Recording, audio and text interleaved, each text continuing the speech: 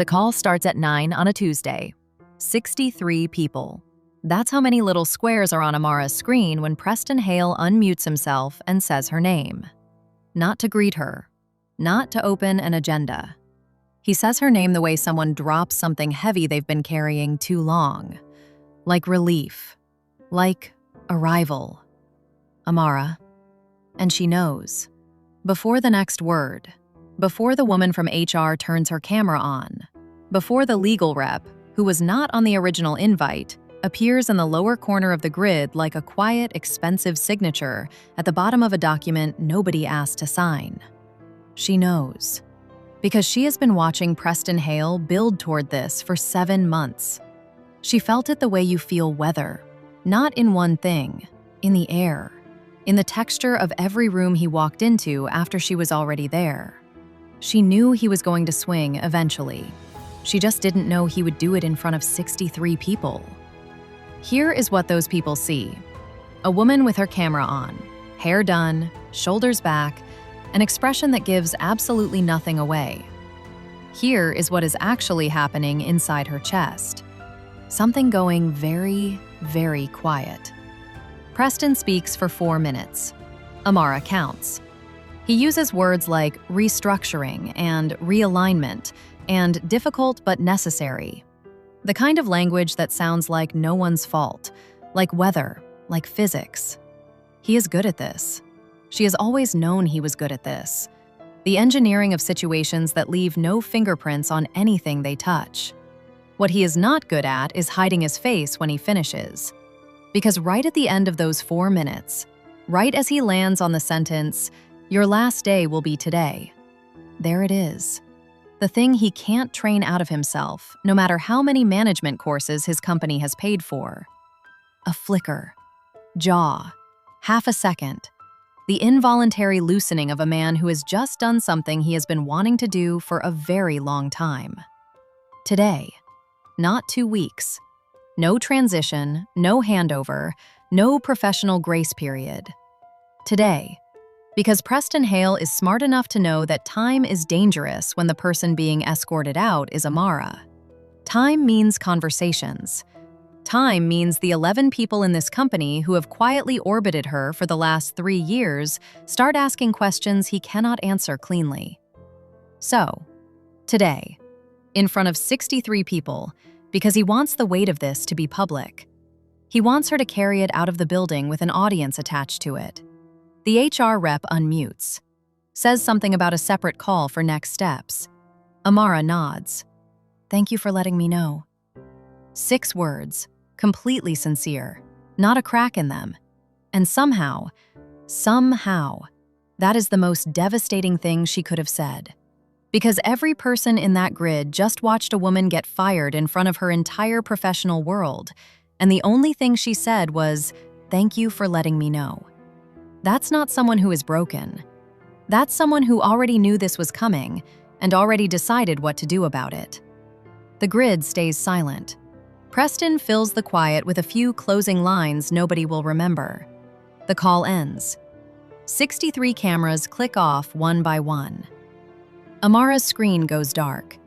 And now it's just her, and her apartment, and the particular silence of a Tuesday morning that just became the first hour of the rest of her life. She opens her email, the one she noticed 3 minutes before the call started, the one that made her set her coffee down and just stand there for a second, reading the subject line twice. She told herself she'd read it after the stand-up. There was no stand-up. But the email has been sitting there this whole time, patient, unhurried, already knowing how the morning was going to go. She reads it now. And we will get there. I promise we will get there. But first, I need you to understand who Amara is and what Preston Hale actually did to her over the last 7 months. Because what happened on that Zoom call didn't start today. It started the exact moment Preston realized something he should never have realized. He realized the people above him didn't just respect Amara. They were watching her. And for a man who had spent 15 years making sure only one name ever floated to the top of any room he was in, that was an expiry date on everything. Amara has never been the loudest person in any room she's walked into.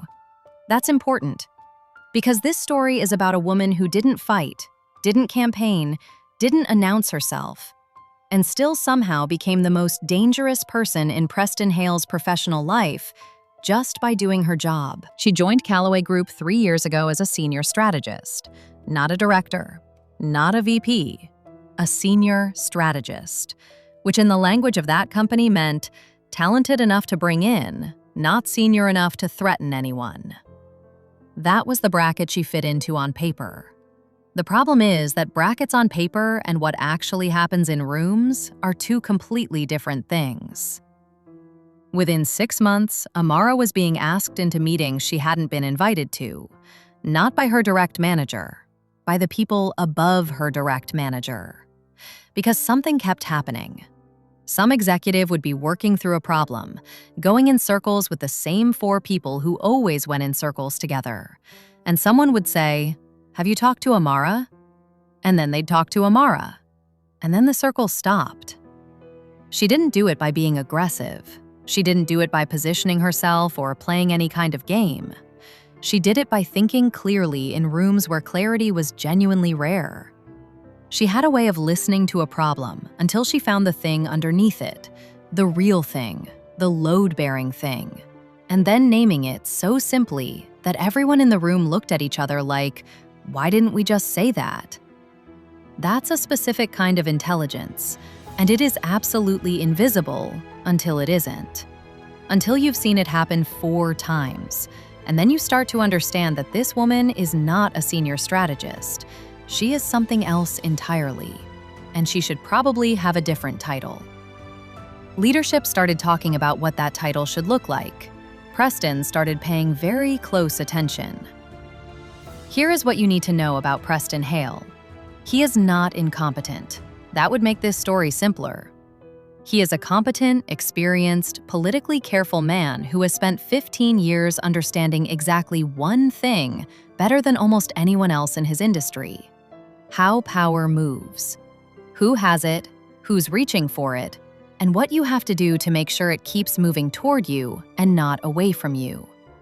He built his career on being the most necessary person in the room, the connector, the one who knew where things were going before anyone said it out loud. It worked.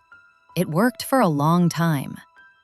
And then Amara walked into a Thursday afternoon strategy session and, in 12 minutes, made 3 months of Preston's positioning completely irrelevant. Not maliciously, not even consciously, just by thinking out loud in the specific way that she thinks. He smiled at her across the table. She remembers the smile. She thought it meant he liked the idea. If you're new to Wet Teddy, stay close, because what I'm about to walk you through is exactly why I started this channel. Hit subscribe and come with me. The first thing Preston did was small, so small she barely registered it at the time. He started forwarding her work upward, her actual proposals, her actual thinking, but framing them as summaries of team discussions. Not lying exactly, just ensuring that when leadership received Amara's thinking, it arrived wearing the team's face instead of her name. She noticed, vaguely, that her name seemed to come up less in those upward conversations. She told herself it was just corporate communication style. She had never been precious about credit. She was there to do good work, not to collect ownership of it. Which is, of course, exactly what Preston was counting on. Because here is the thing about people who don't play the game. They are the easiest people in the world to play the game against. Not because they're naive, because they're focused. They are so focused on the work that they leave enormous amounts of real estate completely unguarded. By month 5 of this arrangement, Preston had positioned himself as the translator between Amara's thinking and the rest of the organization. He was the one who contextualized her ideas, who made sure they landed correctly, who knew when to elevate something and when to let it breathe. He was essential. He was the interpreter. And an interpreter only stays employed as long as the 2 parties can't talk directly to each other. So when leadership began suggesting that Amara join certain senior meetings herself, Preston did something so quiet, so frictionless, so perfectly timed that she didn't understand what had happened until it was already done. He made her look like she wasn't ready. Not in one conversation. In 7 months of very careful, very patient, very deliberate ones. Let me tell you what making someone look not ready actually looks like from the inside. Because it doesn't look like sabotage. It doesn't look like anything. That's the whole architecture of it. It looks like a manager who is thorough, who prepares you before big moments, who wants to make sure you shine. The first time it happened, Preston called Amara the afternoon before she was supposed to present to the divisional leadership team. Warm voice, collegial, just want to make sure we're aligned going in. He walked her through what he expected the room to care about, what questions might come up, how she should frame the opening. She appreciated it. She genuinely did.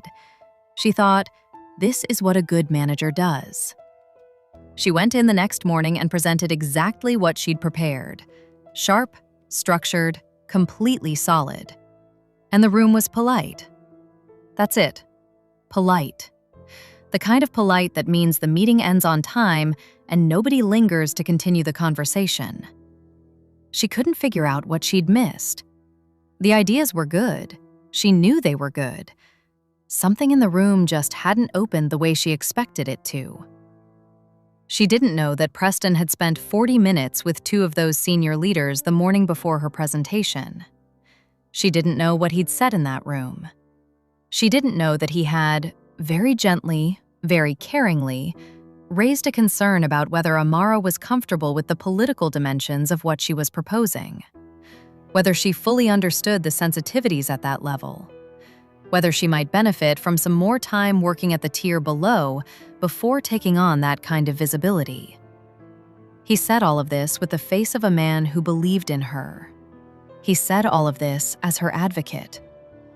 And so when she walked in the next morning and the room was polite, those 2 senior leaders were already holding a specific frame around what they were seeing. Not a woman who was sharp and ready, a woman who was promising but perhaps not quite there yet. A woman whose manager was thoughtfully managing her development. The frame was invisible to her. It was load-bearing. This happened 3 times over the next 4 months. 3 presentations, 3 rooms that should have swung open and instead just held. She started to wonder if she was off, if something in her delivery was landing wrong, if she was reading the room incorrectly or pitching too hard or not hard enough. She went back through her thinking after each one, looking for what she'd missed. She kept coming up empty because she was looking at the wrong thing. The thing she missed wasn't in her presentations. It was in the 30 to 40-minute window before each one, when Preston Hale arrived early and had coffee with someone important. And here is where Preston got his first crack. Because one of those senior leaders, a woman named Sylvia, who ran the growth division and had been quietly impressed by Amara since a cross-functional session 8 months earlier, started to notice the pattern from the other side. Sylvia had been in enough organizations to recognize the shape of a thing, even when she couldn't name it yet. She noticed that every time Amara was about to be in a room with her, Preston seemed to arrive first. She noticed that the framing she walked in holding never quite matched the woman she met. She noticed that the gap between what I was told about her and what I'm actually watching kept growing in the same direction every time. She filed it away, said nothing, watched. I want to ask you something, and I want you to sit with it honestly. Have you ever been in a room where you gave everything you had and felt the room not move, and you couldn't figure out why? Drop it in the comments, because Amara is about to find out what that silence actually was, and it is going to rearrange something in your chest. Now, month 6. This is where Preston's confidence becomes his liability. Because careful people make their biggest mistakes right when they start feeling safe. And Preston had been doing this for so long without a single consequence that he stopped checking over his shoulder quite as thoroughly as he used to. He made a mistake. Not a dramatic one, not a scene, just a Tuesday afternoon email that he sent to 3 people and CC'd Amara on, almost as an afterthought, in which he described a project she had originated as something he had developed with input from the team. The language was precise. The framing was seamless. The audacity of it was breathtaking. And Amara read it at her desk and felt something she hadn't felt in 6 months of vague discomfort and professional self-doubt. Clarity. Not anger, not hurt, just, oh, that's what this is. Here is the thing about clarity. It doesn't arrive like a storm. It arrives like light through a window you didn't know had been painted over. Quiet, gradual, and then all at once, you can see the whole room. Amara sits with that email for a long time. She doesn't fire back. She doesn't walk down the hall and knock on Preston's door. She just sits with it. This new information, this sudden legibility of the last 7 months, and lets the shape of it come into focus. She thinks about the presentation where the room stayed polite, then the second one, then the third. She thinks about the meeting she was almost invited to and then wasn't. The project that was reassigned because of bandwidth. The Friday afternoon call where Preston told her, gently, that senior leadership wanted someone with more contextual history to take point on the Harmon account, and how she had nodded and said she understood because she had trusted that he was telling her the truth about the room. He wasn't telling her the truth about the room. He was the room. He had built it around her so gradually that she had started to mistake his architecture for her own limitations.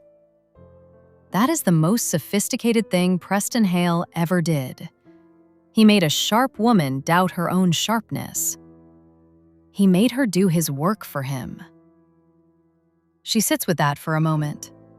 Then she does something Preston has never once accounted for in 7 months of careful maneuvering. She goes back to work. Not to fight, not to expose anything. She just puts her head down and does the work at the highest level she is capable of. Because the clarity has done something unexpected. It has removed the weight. She had been carrying something without a name for 7 months, and a thing with a name is lighter than a thing without one. She knows what this is now. And knowing means she no longer has to waste any energy wondering. She is not going to win against Preston on his board. He owns that board. He built it. He has 15 years of relationships and positioning and carefully cultivated goodwill in this organization. And she has 3 years and a reputation that he has been quietly, patiently filing down every chance he got. She is not going to outmaneuver him here. So she stops trying to.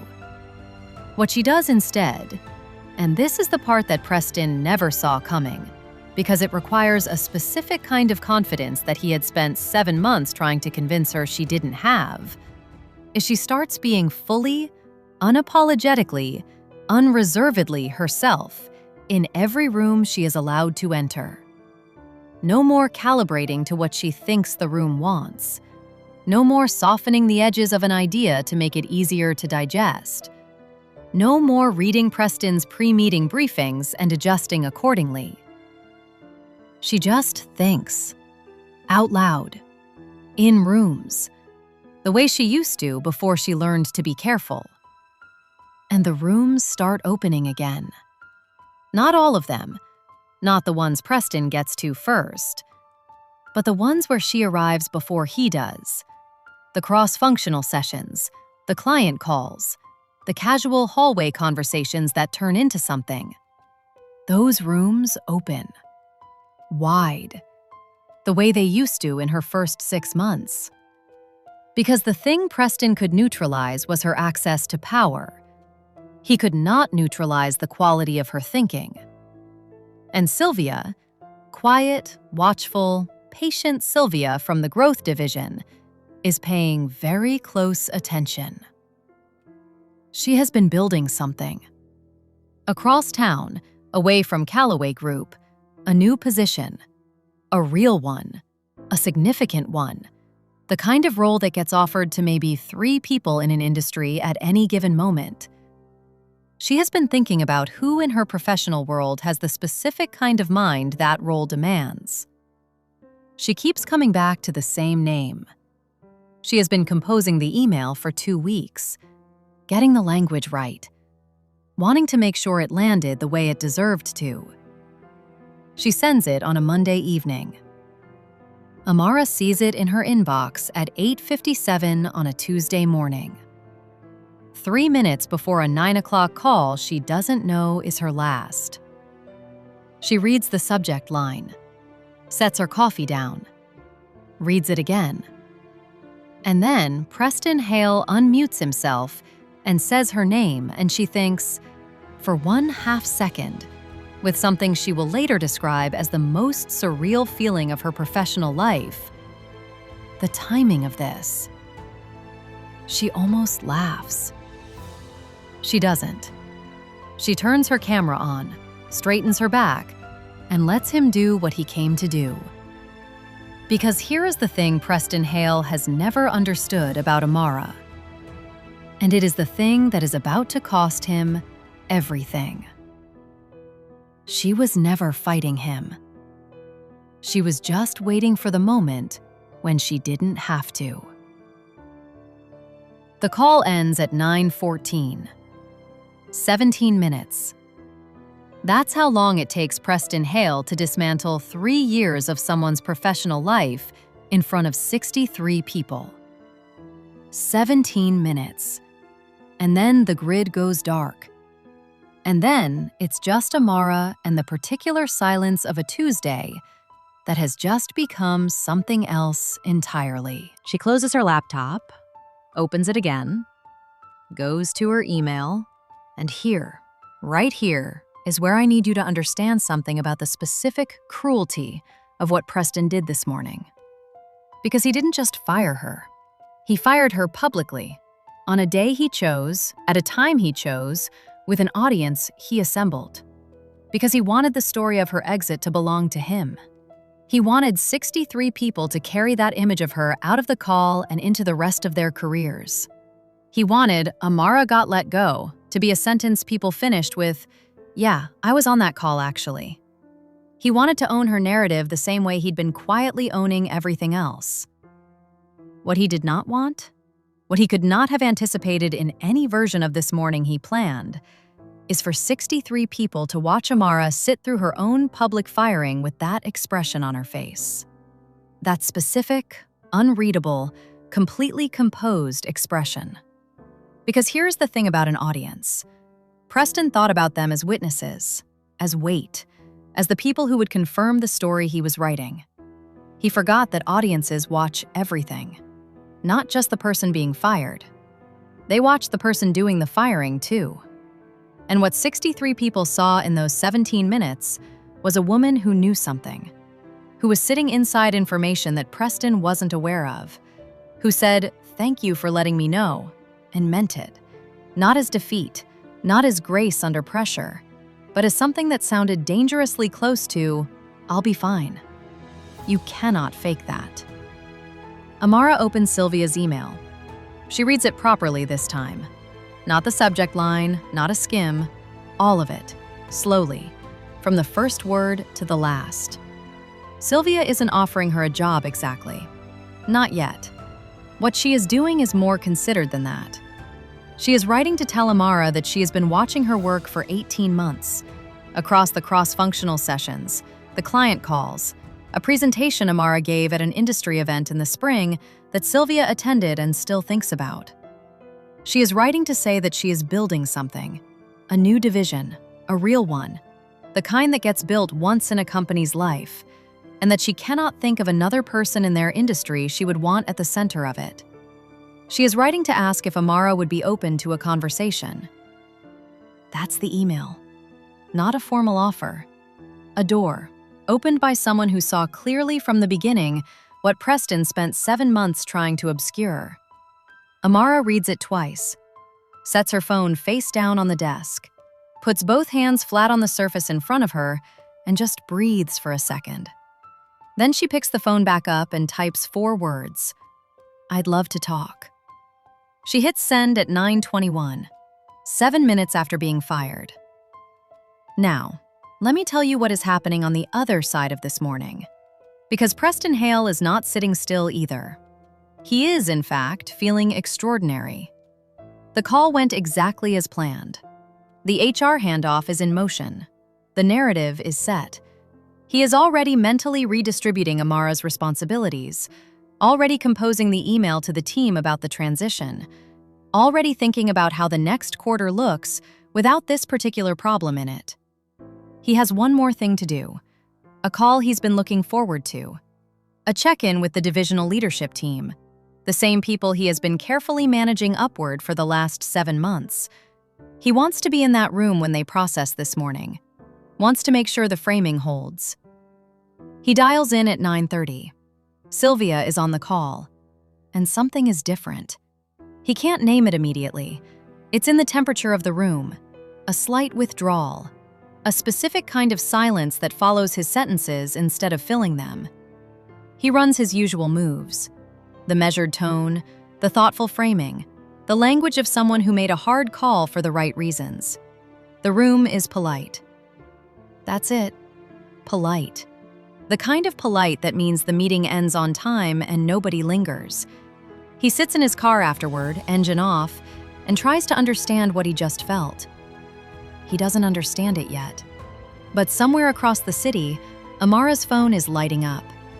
Not with condolences, not with "so sorry to hear the news," with something else. Something that starts as 1 message and becomes 3, and becomes 7 by the time she stops counting. Because 63 people watched that call this morning, and some of them have been waiting for a reason to reach out to her for a very long time. Preston handed them one. 3 weeks later, Amara is sitting across from Sylvia in a corner booth at a restaurant neither of them chose for the food. They have been talking for 2 hours, not about the role yet. Not the title, not the package, not the logistics. They got to all of that eventually. They did. But the first 2 hours were something else. They were 2 women in an industry that had required both of them to be very careful for a very long time, finally being not careful at all. Talking about what they'd seen, what they'd navigated, the specific and particular exhaustion of being the person in the room who understands exactly what's happening and has to decide over and over again how much of that understanding to show. Sylvia tells Amara something she'll think about for years afterward. She says, "I sent that email because of the way you said thank you." Amara looks up. Sylvia says she was on the call. She'd been looped in because of a cross-divisional project.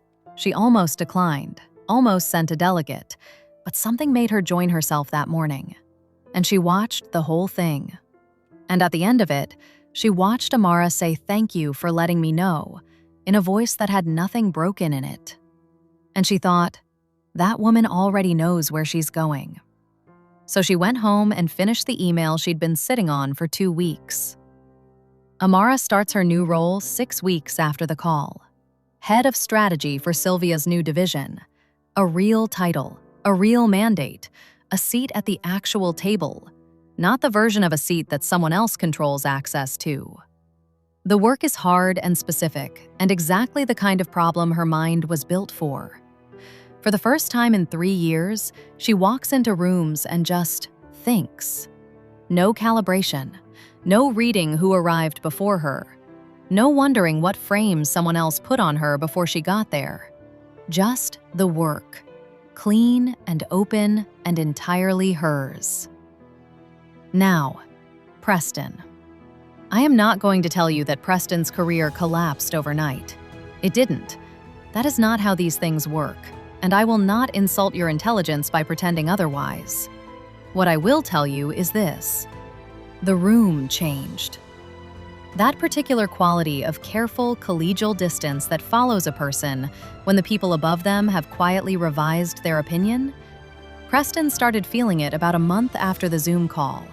In meetings. In the slight delay before someone responded to his emails, in the way certain conversations seemed to finish themselves before he arrived, He couldn't point to anything specific. There was nothing to point to. No confrontation, no formal consequence, just the room. The same room he had spent 15 years mastering, behaving slightly differently than it used to. He started preparing more before meetings. He started following up more. He started doing, in other words, exactly what you do when you can feel something shifting and you don't know yet how far it goes. Here is what he didn't know, what he still doesn't fully know. Sylvia had a conversation, just one, with the right person at the right moment, framed not as a complaint or an accusation, but as an observation. The kind of observation that a careful senior woman makes when she has been watching something long enough to be certain. She didn't need to say much. She just needed to name what she'd seen. And the person she said it to, who had their own observations, their own quiet accumulation of moments that hadn't quite added up, just nodded. That's all it takes sometimes. One conversation, one nod, one person with enough context and enough standing to say, yes, I see it too. Preston built his entire career on being that person for other people. He never thought about what happened when someone became that person about him. Amara doesn't think about Preston much anymore. Not because she's above it. She's human, she has her moments. But because the work in front of her is genuinely interesting and genuinely hers, and there is very little room left over for the chapter that closed. She does think sometimes about that Tuesday morning, about the 9-minute gap between reading Sylvia's email and Preston saying her name, about the strange grace of that timing, the door opening the same morning another one was slammed. She thinks, I almost didn't see the email before the call. She thinks, I almost went in blind. And then she picks up her coffee and gets back to work. Because here is the thing this story keeps coming back to, the thing I want to leave with you before we close. Preston didn't lose because Amara fought him. She never fought him. He lost because he spent 7 months trying to make her smaller, and the only thing that accomplished, the only lasting thing, was that it put her directly in the path of the person who saw exactly how big she actually was. Sometimes the people who try to dim your light are just pointing you toward a better window. You already knew that. You just needed permission to trust it. The next story I'm bringing you is one of the most calculated betrayals I've ever had the audacity to tell. A woman who let her best friend take everything she built, smiled at the wedding, and waited 4 years to collect what was owed. If you want to understand how patience becomes the sharpest weapon in the room, stay right here. I'm Hani. People always show you who they are. We just slow it down. I'll see you in the next one.